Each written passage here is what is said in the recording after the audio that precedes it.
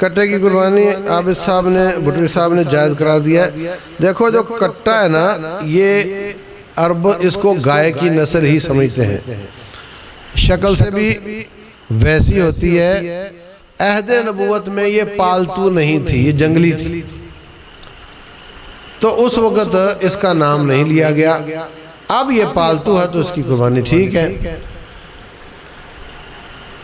बल्तिस्तान में, सकरदू वगैरह में, गिलगित में यौक की कुर्बानी की जाती है।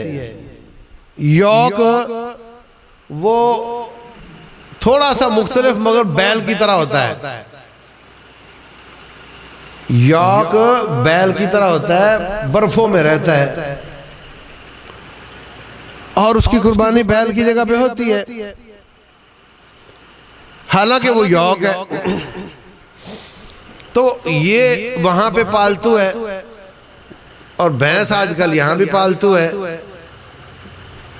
नबी सल्लल्लाहु अलैहि वसल्लम ने या रब ने नाम तो लिए नहीं जानवरों के, कहा बहीमतल अनाम।